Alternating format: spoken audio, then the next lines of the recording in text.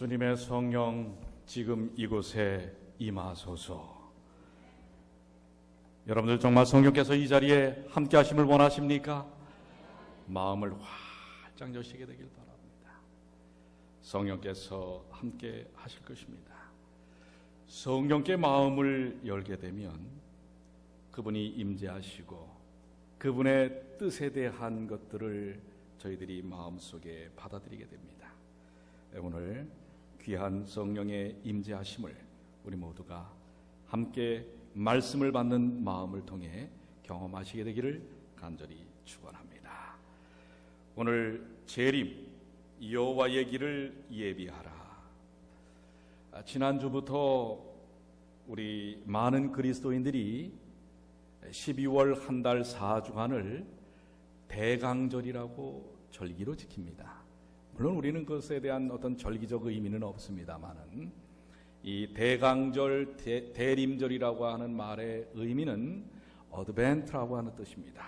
즉 옴, 도착, 오심 이런 의미를 담고 있습니다. 즉 많은 크리스찬들은 1년 중 이 12월 한 달을 예수님의 오심과 다시 오심을 마음속에 깊이 새긴다고 하는 것입니다. 그런데 예수님의 다시 오심에 대하여 가장 이 땅에 있는 그리스도인들 중에서 고대하고 기다리고 심지어는 그래서 이름에다가도 예수님의 제 이름을 고대하는 사람들이 누굽니까? 그게 누구예요? 바로 여러분과 저입니다. 예수님의 다시 오심을 가장 소망하고 가장 기다리는 사람들, 이 대강절이라고 하는 절기를 지켜서가 아니라 매 순간마다 지난 2000년을 마음속에 꿈꾸며 기다리며 재림신앙을 이어온 마지막 주자들이 바로 여러분과 저인 것입니다. 여러분들 예수님 오심을 고대하시지요? 말로만이요? 정말 마음 깊이 예수님의 오심을 고대하십니까? 오늘 그 예수님의 오심을 고대하는 이들이 이사야의 고백과 권면을 통해서 어떻게 예수님의 오심을 준비하고 기다려야 하는지 오늘 함께 말씀을 통해서 나누게 되기를 간절히 축원합니다. 이사야는 3절부터 5절에 있는 말씀 이미 읽었지만 다시 한번 봅니다. 외치는 자의 소리여 가로되 너희는 광야에서 여호와의 길을 예비하라. 다시 오실 하나님 예수 그리스도의 길을 예비하라라고 하는 것입니다. 그러면서 사막에서 우리 하나님의 대로를 평탄케 하라. 여러분들 길이 좋지 않으면 우리가 어딜 가기가 참 쉽지 않습니다. 몇 해 전에 한번 제가 그런 말씀을 드린 적이 있어요. 제가 신혼 초에 사실은 그러면 안 되지만은 마음속에 처갓집 가기를 꺼려했습니다. 왠지 아십니까? 저 충청도 정말 산골짜기예요. 27년 전에 그곳은 그렇게 큰 척척 산중 시골도 아닌데도 길이 좋지 않았어요. 그래서 그때 목회 사역을 처음 딱 시작하고 이 준비를 했던 조그마한 이 프라이드라고 하는 차가 하나 있었습니다. 새 차였어요. 그걸 타고 처갓집에 들어가면 얼마나 가슴이 조마조마한지 모릅니다. 길이 얼마나 이렇게 험한지 운전을 하면서 어떻게 하는지 아세요? 엉덩이를 살짝 틉니다. 왜요? 이 돌에 쳐받치니까.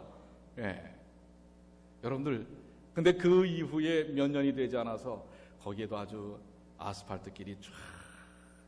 그때는 제가 그 마음을 회개하고 버렸습니다. 왜요? 가는 길이 너무나 평탄하기 때문에 그렇습니다. 여러분들 이 어디를 갈 때에 길이 평탄하다고 하는 것은 정말 의미가 있는 것입니다. 그런데 예수께서 이 땅에 오시는 이 일에 그 길을 평탄케 하는 사역이 오늘 여러분과 저에게 주어졌다고 하는 것입니다. 사막에서 우리 하나님의 대로를 평탄케 하라. 주님의 오심을 평탄케 하는 것입니다. 그런데 어떻게 하면 그 길이 평탄케 되어지는가? 4절의 말씀입니다. 골짜기마다 도두어지며, 이 움푹 파여진 골짜기가 도두어지며, 산마다 작은 산마다 낮아지며, 고르지 않은 곳이 평탄케 되며 험한 곳이 평지가 될 것이요, 여호와의 영광이 나타나고 모든 육체가 그것을 함께 보리라. 대저 여호와의 입이 말씀하셨느니라. 여호와의 길을 뭐하라? 예비하라. 여호와의 길을 뭐하라? 예비하라. 이것이 바로 하나님의 대로를 평탄케 하라고 하는 것이 여러분과 제가 이 시대를 위한 하나님께서 세우신 하나님의 백성으로서 주님의 오심, 재림에 대하여 예비하는 것이라고 하는 것을 말씀하고 있습니다. 이것을 다시 예수님께서는 마태복음 25장에 분명히 그 예비하고 준비하는 자가 얼마나 의미 있는지를 열 처녀의 비유를 통해서 말씀하고 계시지요. 마태복음 25장 1절에는 그때 전국은 마치 등을 들고 신랑을 맞으러 나간 무슨 처녀와 같다고 그랬어요? 다 열 처녀가 등을 들고 신랑을 맞으러 갔지만 그 중에 5은 미련했습니다. 그리고 나머지 5은 슬기 있었는데, 이 미련과 슬기의 차이가 뭔지 아세요? 등에 뭘 준비하지 않은 거예요? 여분의 기름을 준비하지 않은 것입니다. 준비되지 않은 인생은 어떤 것도 할 수가 없습니다. 그러나 준비된 인생은 하나님이 크게 쓰신다고 하는 것을 말씀하고 있는 것입니다. 여러분들 2차 대전 중에 히틀러의 망상 때문에 600만의 유대인들이 죽임을 당합니다. 그런데 이 아우슈비츠에 매일 수용되었던 사람들 중에 가스실로 이제 선택되어져서 가는 것입니다. 그러면 여러분들 워싱턴 DC에 가보시면은 그 아우슈비츠에 대한 그런 부분들을 그대로 홀로코스트라고 하는 뮤지엄이 있는 거 아시지요? 거기에 보면은 그 지하에 수백 명 집어넣을 수 있는 가스실이 있습니다. 그런데 이 수용소에서 가스실로 매일 사람들을 이제 집어넣어서 죽는 것입니다.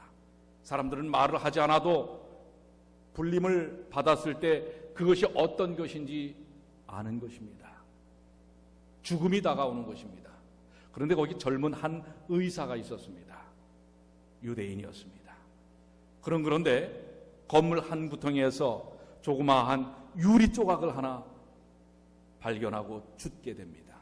그는 주이시 유대인이었지만은 예수님을 믿는 사람이었어요. 그래서 아무리 고난 중에서도 하나님이 그와 함께할 것이라고 하는 확신을 가졌습니다.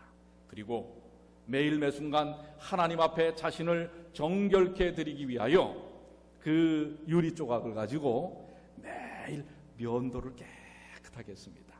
잘 그 유리 조각이 이 털이 잘려지지는 않지만은 그러나 여러 차례 이렇게 면도를 하면서 그는 매일 깔끔한 모습으로 그가 하루하루를 맞이했는데요. 그래서 그런지 간수들은 그 멀끔하게 얼굴이 비춰지는 그 청년을 꼭 빼고 뭐예요? 좀 이렇게 너스르한 그런 사람들만을 착출을 해가는 것입니다. 그렇게 여러 날을 지나다가 그는 드디어 뭐예요? 독일이 멸망하고 생명을 얻게 되었습니다. 그때 그가 이렇게 고백을 하는 글이 있었습니다. 하나님은 결코 도움을 늦추지 않으십니다. 다만 우리가 너무 성급해서 하나님이 도와주실 때까지 참지 못할 뿐입니다. 이 젊은 의사의 말입니다. 하나님은 언제나 돕는다고 하는 것입니다. 그래서 그는 준비했습니다. 하나님께서 그와 함께할 것을 준비했습니다. 그것이 그가 가스실에서 살아남을 수 있었던 놀라운 비결이 되었습니다. 우리는 미래를 바라보고 참고 견디는 사람들입니다. 꿈을 이루기 위해 준비하며 기다리는 사람들입니다. 준비하며 기다리는 사람들은 반드시 주님의 놀라우신 구원의 역사를 체험한다는 사실을 기억하시게 되기를 바랍니다. 이사야는 바로 그 준비에 대한 열쇠 세 가지를 우리에게 제공을 하고 있습니다. 그 첫 번째가 뭐냐면 여호와의 길을 예비하는 자는 골짜기를 돋는 사람들이라고 하는 것입니다. 골짜기를 돋우어야 한다고 하는 것입니다. 이 골짜기는 어떤 골짜기입니까? 다윗은 이렇게 고백하고 있지요. 시편 23편 4절에 내가 사망의 음침한 골짜기를 다닐지라도, 바로 우리들이 예수님의 다시 오심을 위하여 준비할 이 여호와의 길을 예비하고 하나님의 대로를 준비하는 것은 골짜기를 메우는 것인데, 사망의 골짜기를 메우는 것입니다. 우리가 사는 이 광야 세상에는 얼마나 많은 사망적 요인이 있는지 모릅니다. 사실 지금 이 시간 우리 한 분을 위해서 좀 기도하기를 원합니다. 어제 새벽 기도를 통해서 이 교통사고를 맞이한 우리 이명숙 집사님, 상당히 지금 얼굴 표정이 좋지는 않아요. 그 새벽에 건널목에서 쏜살같이 달려오는 차에 의해서 다쳐서 그야말로 넘어지신 것입니다. 그래도 오늘 이 행사가 있어서 하나님께서 이만하게 지키시지만은, 그러나 사실 병원에 지금 가셔야 할 입장이에요. 지금 안에서 어떤 일이 일어나고 있는지 모르는 것입니다. 잠시 기도하겠습니다. 하늘에 계신 아버지 하나님, 우리가 때때로 이렇게 주님의 재림을 기다리면서 사망의 골짜기를 만날 때가 많습니다. 후비지고 또한 생명을 위협하는 어두움의 세력들이 우리의 주변에 얼마나 많은지 모릅니다. 우리 어제 아침 우리 이명숙 집사님 불의의 교통사고를 만났지만은, 그리고 그 순전한 마음으로 운전자는 그냥 보내고 말았습니다. 지금 매우 통증이 있고, 그러나 오늘 이 찬양제를 준비하는 그 마음 속에 어찌할 수가 없습니다. 병원에 갈 수 있는 그런 마음의 여유도 없습니다. 아버지 하나님, 그의 몸 안에서 하나님의 창조의 손길이 함께 하셔서 어떠한 위해도 일어나지 않도록 주여 도와주시옵소서. 사망의 골짜기를 건너게 하여 주시옵소서. 그 골짜기를 주님께서 그 주님의 능력으로 도두어 주시옵소서. 우리 주님의 치료의 역사가 함께하여 주시기만을 예수님의 이름으로 기도드리옵나이다. 그렇습니다. 우리가 예수님의 재림을 기다릴 때에 때때로 우리가 맞이하는 인생의 골짜기들이 얼마나 많은지 모릅니다. 그것은 바로 죄로 인한 사망의 골짜기인 것입니다. 그 골짜기를 누가 메우신다고요? 시편은 말씀하고 계시지요. 해를 두려워하지 않을 것은 주께서 나와 함께 하심이라. 아멘. 누가 함께 하신다고요? 주님께서 함께 하심이라. 주의 지팡이와 막대기가 나를 안위하시나이다. 여러분, 예수님의 재림을 기다리는, 그래서 예수님의 다시 오심을 예비하는 그 예비에도 전적으로 하나님의 능력이라는 사실을 기억하시길 바랍니다.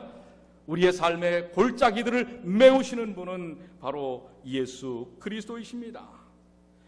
우리는 때때로 가장 큰 인생의 골짜기가 뭔지 아십니까? 외부적인 이런 사망의 골짜기도 있지만은 내적인 골짜기에서 우리는 허덕일 때가 많다고 하는 것입니다. 절망의 골짜기, 허무의 골짜기, 고독의 골짜기, 절망과 낙심의 골짜기들입니다. 특별히 육신적으로 몸이 아프신 분들은 어떻습니까? 하루에도 여러 차례 이 절망의 골짜기를 경험하는 것입니다. 낙담의 골짜기를 경험하는 것입니다. 우리는 우리 마음속에 깊이 파져 있는 이 마음의 골짜기에서 허덕일 때가 있습니다. 또 마음의 상처의 골짜기, 다른 사람은 생각지도 않아요. 그런데 나는 상처를 받는 것입니다. 그래요, 안 그래요? 상처 준 사람들은 생각합니까, 안 합니까? 알아요, 몰라요? 몰라요. 자기들이 상처를 주는지도 몰라요. 근데 상처를 받는 사람들은 받는 것입니다. 그래서 우리는 그 상처 속에서 또 허덕입니다. 이렇게 저렇게 깊이. 근데 나중에 보면 다른 사람이 나를 상처낸 것이 아니라 내가 내 상처를 또 헤집고 있는 것을 발견하게 됩니다. 내가 내 상처에 깊이 빠져들어가는 거예요. 사단이 그렇게 만듭니다. 오늘 이러한 상처의 골짜기에서 일어나시는 주님의 귀한 자녀들이 되시길 바랍니다. 그것이 바로 여호와의 길을 예비하는 것입니다. 꼭 우리가 저 시골 생활을 들어가야만 하는 것이 아닙니다. 시골 생활 속에서도 상처를 받으면 똑같은 거예요. 그렇다고 제가 시골 생활을 거부하는 사람 아닙니다. 성령의 역사 속에서 필요하면 그렇게 하셔야 돼요. 그런데 그것이 어디 있는 게 중요한 게 아니라 어떠한 영적인 상태에 있느냐가 더 중요하다는 사실이에요. 여기 참 의미 있는 말씀이 있습니다. 때때로 질병의 고통이나 사별하는 아픔은 흔히 우리들 자신의 한없이 자신을 슬픈 감정에 맡겨버리는 습성이 있기 때문에 상상외로 우리들은 깊은 슬픔과 괴로운 골짜기로 몰아넣는다. 우리 스스로가 상처받는 거예요. 물론 외부를 통해서 상처도 받죠. 그런데 그걸 자꾸 키우는 건 우리 자신일 수 있다고 하는 거예요. 그 골짜기를 메우시게 되길 바랍니다. 함께 하시는 주님을 통하여 그 골짜기에서 벗어나시게 되길 바랍니다. 그것이 바로 예수님을 맞이하는 여호와의 길을 예비하는 사람들의 삶입니다. 그렇지 않으면 그 험찜난 골짜기에서 주님이 우리 삶 속에 역사하실 수 없어요. 성령이 아까 우리 계속해서 주의 성령 이곳에 임하소서. 상처받은 사람은요 아무리 임하소서 해야 임하지 않습니다. 오늘 그 상처가 주님의 은혜를 통하여 십자가를 통하여 메꿔지는 경험을 갖는 주님의 귀한 자녀들이 되시기를 간절히 축원합니다. 나의 상처, 나의 실패를 내가 어떻게 받아들여야 할 것인가? 이것을 다 남의 탓이라고 돌리지 마시고 이제 주님께 맡기십시오. 세상에 분노하고 남에게 책임을 돌리고 내가 상처받으면 남도 상처받아야 돼라는 마음가짐을 갖는 것이 아니라 그것을 다 주님의 은혜로 묻으십시오. 묻어서 내 모습 이대로 주님 십자가 앞에 나갑니다 하고 아뢰시는, 그래서 주님의 그 십자가의 보혈이 우리를 보두어주는 그런 영적 경험들을 이루시는 주님의 귀한 자녀들 되시길 바랍니다. 예수님의 피의 보혈이 우리의 모든 것을 다 씻기십니다. 그리고 메꿔줍니다. 하나님의 역사를 체험하십시오. 두 번째는 이사야는 뭐라고 얘기합니까? 높은 산 낮은 산들이 다 낮아져야 한다고 하는 것입니다. 하나님의 대로가 평탄케 되기 위해서는 이 웃자라 있는 모든 울퉁불퉁한 높은 산들이 다 낮아져야 한다고 이야기하고 있습니다. 그렇다면 우리의 심령 속에 있는 낮고 높은 산들은 무엇입니까? 디모데전서 6장 3절로 5절에 누구든지 다른 교훈을 하며 바른 말 곧 우리 주 예수 그리스도의 말씀과 경건에 관한 교훈에 창념치 아니하면, 바로 4절이에요. 한번 4절 다 같이 한번 읽어볼까요? 저는 시작. 저는 교만하여 아무것도 알지 못하고 변론과 언쟁을 좋아하는 자니 이로써 투기와 분쟁과 회방과 악한 생각이 나며 마음이 부패하여지고 진리를 잃어버려 경건을 이익의 재료로 생각하는 자들의 다툼이 일어나느니라. 이게 뭐예요? 예수님의 재림을 진정으로 예비하고 준비하는 사람들은 작고 높은 산을 이제는 낮추어야 합니다. 평탄케 해야 합니다. 그런데 그것은 뭐냐면 우리 심령의 교만입니다. 자아입니다. 그런데 이 교만과 자아는 무엇으로밖에 해결할 수 없냐면 하나님의 말씀으로밖에 해결할 수가 없어요. 그래서 말씀의 교훈을 받지 않으면 엉뚱한 정신이 우리를 부추겨서 우리가 교만 속에 있다고 하는 것입니다. 자기 중심적인 사고에 있기 때문에 나중에 뭐예요? 변론을 좋아하고 언쟁을 좋아하고 투기와 분쟁과 회방과 악한 생각을 하고 결국에는 다툼이 일어난다고 하는 것을 이야기하고 있는 것입니다. 주의 성령이 우리에게 임하셔서 재림 여호와의 길을 예비하는 삶에는 우리의 교만한 산이 무너져 내려야 하는 것입니다. 그것은 하나님의 말씀을 그대로 순종하는 삶을 통하여 낮추어질 수 있다고 하는 것입니다. 사도 바울은 그래서 뭐라고 고백합니까? 나는 날마다 뭐하노라? 죽노라. 내 자신이 죽는 경험이 없이는 여러분이 죽지 아니하고는 그리스도께서 살아나실 수 없다는 사실을 기억하십시오. 누가 죽지 않으면은요? 내가 죽지 않으면 예수는 부활하실 수 없습니다. 물론 부활하셨지만은 내 심령 속에서 그렇단 말이에요. 오늘 내 심령 속에서 예수께서 부활하시는 성령의 역사의 경험은 내가 뭐 하는 것이다? 내가 죽는 것이다. 죽는 것이다. 오늘 이 놀라운 영적 경험을 경험하시게 되기를 바랍니다. 그래서 자기의 공로, 자기의 의, 자기 자랑, 스스로 자기를 높이는 이 모든 정신이 무너지지 아니하는 것은 예수님의 다시 오심을 내 삶 속에서 준비하지 못하는 것이라는 것을 기억하시게 되기를 바랍니다. 여호와의 길은 겸손한 자들에게, 하나님의 말씀을 순종하는 사람들에게 이루어지는 것입니다. 오늘 말씀을 받아 순종하는 주님의 귀한 자녀들 되시길 바랍니다. 주님의 성령이 여러분에게 임하실 때 그것이 하나님의 뜻이거든, 내 뜻이 아니에요. 하나님의 말씀이 그러하거든 그것을 받아들이는 주님의 귀한 자녀들이 되시기를 간절히 축원합니다. 사실 제가 이렇게 살면서 가장 어려운 게 뭔지 아십니까? 어렵게 느끼는 게 사람과 사람 사이에서 마음을 바꾸지 않는 거예요. 다른 사람의 마음을 이해하지 않는 것입니다. 자기의 마음도 바꾸지 않고 다른 사람의 생각도 들으려 하지 않는 것입니다. 이게 어떻게 보면 우리가 주님을 만나는데 엄청난 방해의 요소가 된다는 사실을 기억하십시오. 오늘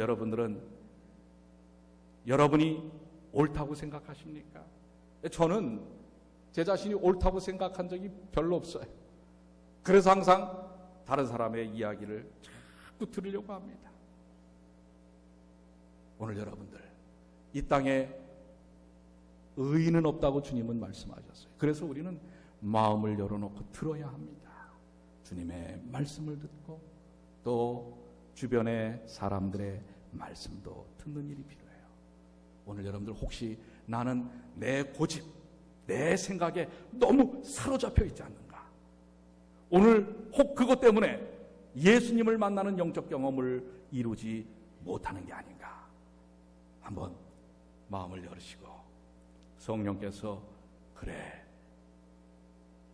너는 지금 이러이러하다라고 하시는 성령의 음성이 무엇인지 듣게 되시기를 간절히 축원합니다. 이사야는 여호와의 길을 예비하는 세 번째를 뭐라고 했냐면 그 울퉁불퉁한 험한 길을 평탄케 하라고 하는 것입니다. 이것을 호세아서 10장 12절에는 너희가 자기를 위하여 의를 심고 긍휼을 거두라. 지금 곧 여호와를 찾을 때니 너희 묵은 땅을 기경하라 라고 얘기하고 있습니다. 묵은 땅을 기경하라. 즉 여러분들 농사 지으실 때 땅이 딱딱하게 굳어져 있으면 거기는 씨앗이 제대로 떨어져서 싹을 틔우지 못한다고 하는 것입니다. 그래서 묵은 땅은 항상 어떻게 해요? 쟁기를 통해서 이렇게 뒤집어 엎어 주어야 산소와 영양분이 공급이 되어서 이제 새로운 작물들을 심을 수 있다고 하는 것입니다. 바로 이것이 오늘 여호와의 길을 예비하고 예수님의 재림을 준비하는 하나님의 백성들의 삶 속에서 필요한 묵은 땅을 기경해야 하는 것입니다. 즉 굳어져 있는 마음, 딱딱해져 버린 마음, 이것이 내 삶의 전부라고 생각해 왔던 그 마음을 주님 앞에 내려놓고 이 울퉁불퉁한 험한 길 속에 성령이 임하셔서 거기에 사랑이 깃들어서 새로운 생명의 싹이 움틀 수 있도록 묵은 땅을 기경해야 한다고 말씀하고 계시는 것입니다. 오늘 여러분들의 심령에 성령의 능력을 경험하기를 원하십니까? 영적인 변화를 경험하시기를 원하십니까? 여러분의 가정이 능력 있게 변화되기를 원하십니까? 그렇다면 여러분의 생각, 묵은 땅이 기경되어야 합니다. 우리가 살아왔던 삶의 패턴이, 우리 자주 얘기하잖아요. 패러다임이, 고정관념이 기경되어야 하는 것입니다. 근데 이 기경되는 것은 사람 중심으로 기경되는 것이 아니라 하나님 중심적으로, 바로 여기 말씀하신 것처럼 마침내 여호와께서 임하사 의를 비처럼 너희에게 내리시리라, 성령 중심으로 기경되어야 한단 말입니다. 하나님의 교회는 더욱더 그렇습니다. 우리의 그동안에 가져왔던 관습, 전통, 그것도 중요합니다. 지켜야 할 건 지켜야 합니다. 그러나 성령이 임하실 수 있도록 그런 것들이 성령의 역사를 통하여 기경되지 않는다면 새로운 생명의 역사는 경험되기 어렵다고 하는 것을 이야기하고 있습니다. 이제 우리는 예수님의 재림을 준비하는 사람들입니다. 예수님의 재림을 준비한다고 하는 것은 골짜기를 메우고 산들을 닦고 울퉁불퉁한 험한 땅들이 기경되는 것을 이야기하는 것입니다. 오늘 그것이 다른 것 아니에요.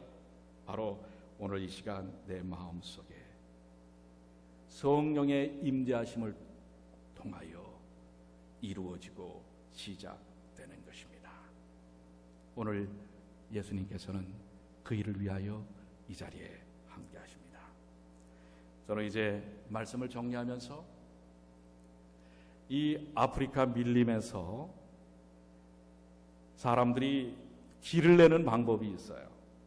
자기가 사는 오두막집에서부터 밀림 속으로 길을 내는 것이 아니라 저 밀림에서부터 자기가 살고 있는 오두막으로 길을 낸다고 하는 것입니다.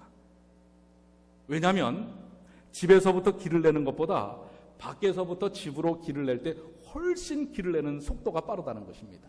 왜 그럴까요? 왜 그러죠? 목표가 분명하기 때문에 그래요. 어디로 가는 길이에요?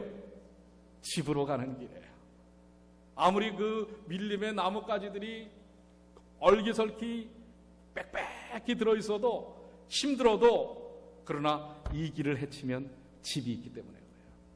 오늘 사랑하는 여러분, 우리가 여호와의 길을 예비하는 분명한 목표점은 예수 그리스도이십니다.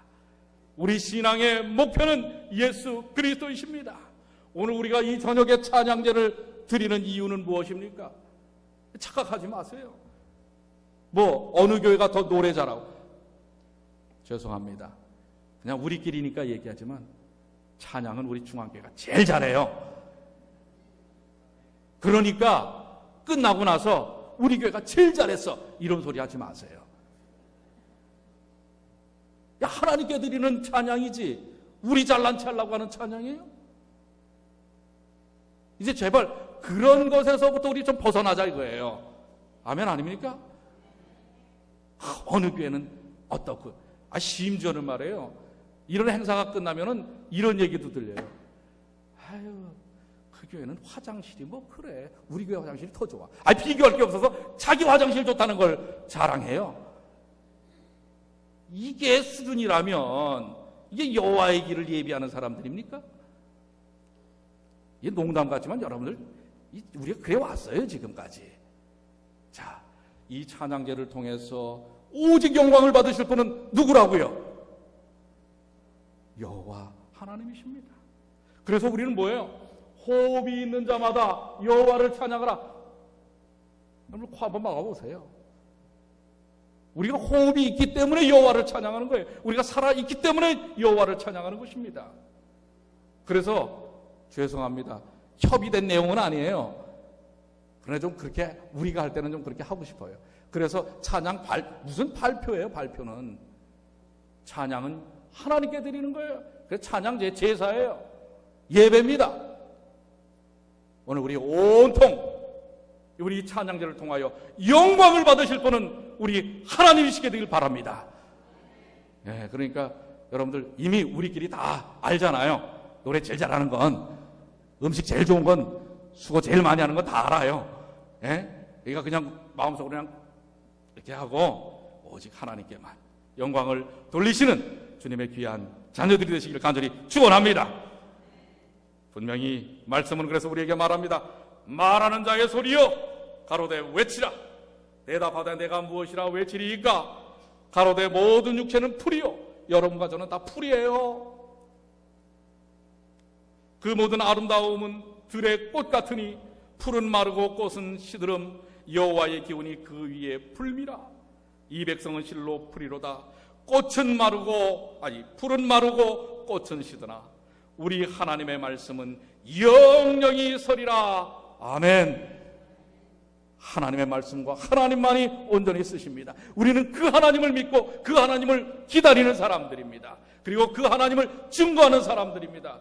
우리의 연약하고 허접한 삶을 드러내는 사람들이 아니라 예수 그리스도 생명의 주를 드러내는 사람이요 여호와 하나님을 찬양하는 사람들이라는 사실을 기억하시게 되기를 바랍니다. 오늘 재림 여호와의 길을 예비하는 주님의 귀한 종들 되시게 되길 바랍니다. 온종일 해가 맞기까지 영광을 하나님께 돌림으로 그 영광을 하나님께 돌리면서 우리에게 베푸신 하나님의 은혜로 기뻐 찬양하는 주님의 귀한 자녀들 되시기를 간절히 축원합니다.